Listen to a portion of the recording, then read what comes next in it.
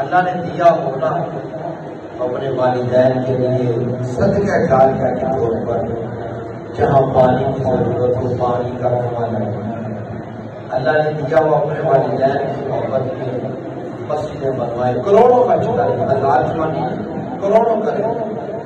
مدرسے بنائے، مسجدیں بنوائے۔ کوئی غریب بارش کا موسم میں چھت نہیں ہے نا، چھت دلوا کے دیں، مکان نہیں ہے مکان بنوا کے دیں۔ یار غریب ہے، مجھے اللہ نے دیا، میں اس غریب کی مدد کروں گا۔ اپنے والدین کے لیے دینی مدرسے میں مستحقین جو بچے پڑھتے ہیں ان پر خرچ کریں، اتنا چاہے کریں، سجے چھپے کی گال سنن کی لوڑ نہیں، یہ سب سارے ثواب ہے۔ غریب آپ کے باہر کی نالی خراب ہے نا، ضرور الیکشن میں جنا چنا نہیں انتظار کرنا ہے آن کے الیکشن والے، اپنے والدین کے سارے ثواب کے لیے بنوا دیں یار میری طرف سے میری مائیں بہنیں گزریں گی، غریب گزرے یار تو گزرے گا نا یار، تو یار جو بندہ ادھر سے گزر جائے گا نا اللہ تعالیٰ آپ کو اس کا بھی ثواب ہوگا۔ میں نے شروع میں ایک بات کی نا کہ جو محفل بات میں بیٹھتے ہیں،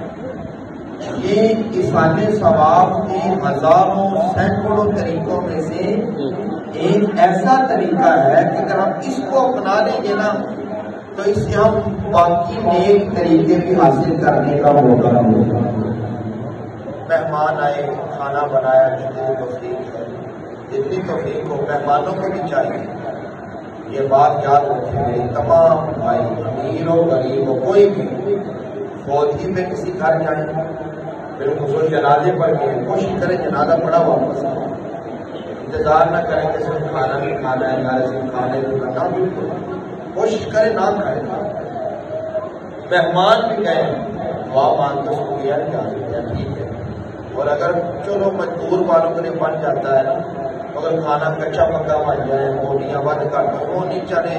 تو اسے تبصرے نہ کیا کرو کہ بیٹھی بنیادی روٹی دے یا فوجی کی روٹی دیا، کھانا صحیح بنیا، لائی نے مرچا ود پا دیا نے کٹ پا دیا نے۔ میرے دوستوں ہم اصل تو مقصد یہ تھا کہ آتی اپنے اس مرحوم بھائی کے لیے دعائیں مغفرت کرتے، پتہ نہیں کون سچی دعا کرے تو اللہ تعالیٰ ہم سب کے گناہوں کو معاف کرے۔ بلکہ نبی اکرم صلی اللہ تعالیٰ علیہ وسلم کا فرمان سنیں،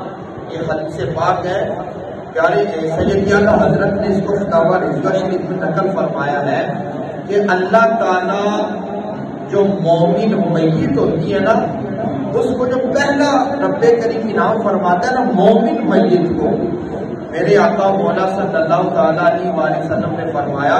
کہ اس کے جنازے میں جتنے بندے شریک ہوتے ہیں نا اللہ تعالیٰ ان کے گناہوں کو معاف فرما دیتا ہے۔